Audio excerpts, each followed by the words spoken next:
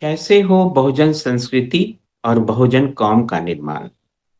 दरअसल इस विषय पर चर्चा करने से पहले मैं एक वाकया सुनाना चाहता हूँ। पार्लियामेंट में पूर्व प्रधानमंत्री अटल बिहारी वाजपेयी और मान्यवर काशीराम जी की एक मुलाकात हुई और उसमें वाजपेयी जी ने काशीराम जी को कहा, "काशीराम जी, इस देश में ब्राह्मणवाद की जड़ें इतनी गहरी हैं कि आप इसका कुछ नहीं बिगाड़ सकते।" मान्यवर काशीराम जी हँसते हुए जवाब दिया, "वाजपेयी जी, मैं इस पेड़ को, इस जड़ को इतना खोखला कर दूँगा कि आने वाली पीढ़ी ज़रा से धक्के में इसे गिरा देगी।" दरअसल इस देश के हर व्यक्ति को इस छोटी-सी वार्तालाप के बारे में जानना समझना होगा, विशेषकर बहुजनों को, विशेषकर इस देश की आधे हिस्से महिलाओं को।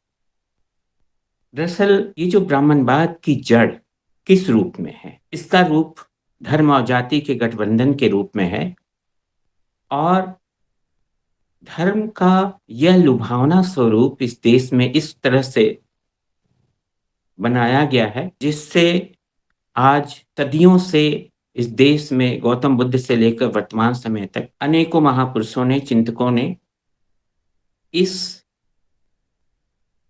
धर्म और जाति के गठजोड़ को दूर करने के लिए बहुत प्रयास किया। लेकिन यह ना हो सका। आज़ादी के बाद देश में जो संविधान लागू हुआ, बाबा साहेब भीमराव अम्बेडकर ने जो अनुपम संविधान इस देश को दिया, वह इस जाति और धर्म के गठजोड़ को हिलाने के लिए काफ़ी था।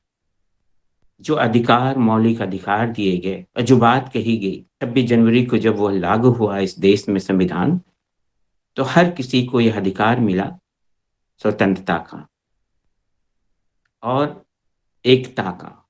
सभी को समान अधिकार प्राप्त हुआ। कोई भाषा की दृष्टि से, लिंग की दृष्टि से, क्षेत्रवाद की दृष्टि से यानी किसी भी प्रकार से एक दूसरे में भेदभाव नहीं पैदा कर सकते हैं। लेकिन ऐसा क्या है कि आज भी हम देश के कोने-कोने में जाति के नाम पर हत्याएँ, अगर 2 जाति के लड़के-लड़कियों में प्रेम हो, तो उनकी हत्या, इस तरह का जाने कितने तरह की चीज़ें हर दिन देखने को मिलती हैं। हर दिन चूड़े-चमार के शब्दों से यह कहकर लोगों को नीचा दिखाने की कोशिश की जाती है कि वो मानव ही नहीं है।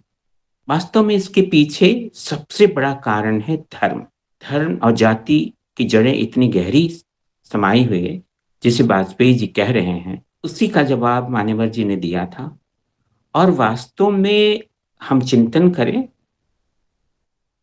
तो इस देश में जो हर साल बड़े त्योहार आते हैं, विशेषकर होली, दिवाली, दशहरा आदि-आदि, यही नहीं, हर दिन सोमवार से शनिवार तक, हर दिन कोई न कोई धार्मिक त्योहार या धार्मिक कर्मकांड इस देश में स्थापित कर दिए गए हैं और इसे दूर करने का प्रयास सदियों से हो रहा है, लेकिन ऐसा ना हो सका।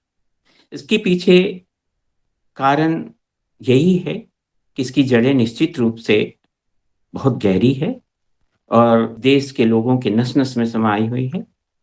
लेकिन शिक्षा के द्वारा, संविधान द्वारा प्रदत्त अधिकारों के द्वारा ये बातें आज इस देश के उन लोगों को, विशेष रूप से उन लोगों को समझ में आ रही है, जो इस व्यवस्था से प्रताड़ित हैं।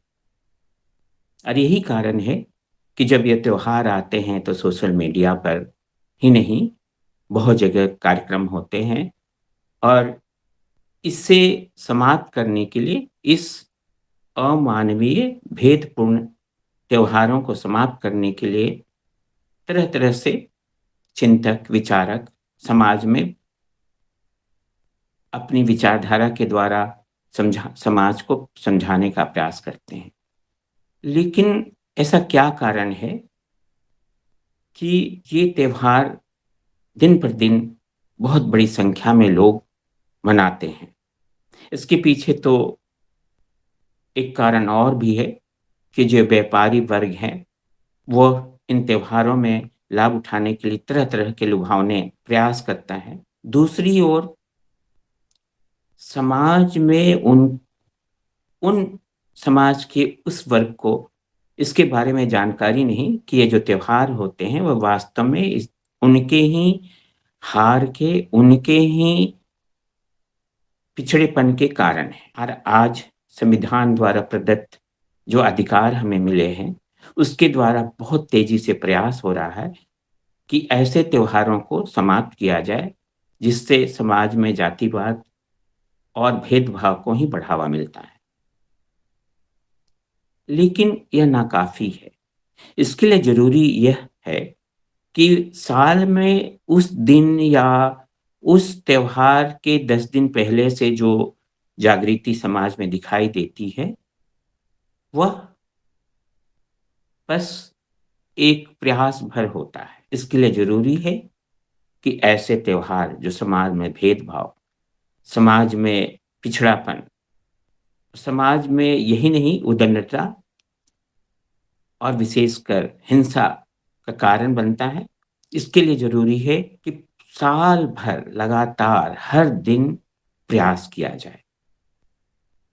विशेषकर समाज के आधे हिस्से महिलाएँ इन त्योहारों को विशेष रूप से परंपरा के रूप में, पारिवारिक परंपरा के रूप में, सामाजिक परंपरा के रूप में ढो रही हैं। और इसीलिए अगर इसे हमें खत्म करना है, अगर समाज में समानता और विकास की गति को तेज़ करना है, तो हमें हर दिन इसके लिए प्रयास करना होगा। हर दिन, हर पल चर्चा करनी होगी, जिससे कि समाज में जागृति आए और समाज में इस अमानवीय व्यवस्था को दूर करने का प्रयास तेज हो। इसके लिए यह भी ज़रूरी है कि हर दिन इन असमानतामूलक त्योहारों के बारे में बताया जाए, इसके इतिहास को बताया जाए और हर दिन यह प्रयास किया जाए कि यह समाज और राष्ट्र के पिछड़ेपन का कारण है, समाज में भेदभाव उत्पन्न करने का कारण है।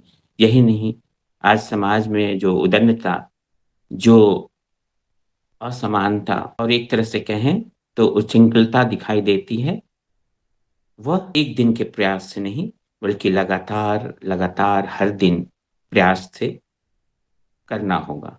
और इसके लिए ज़रूरी है कि छोटे-छोटे संगठन घर में, बाहर, पड़ोस में, सभी जगह हर दिन इसकी चर्चा हो, हर दिन इसके बारे में विस्तार से बताया जाए।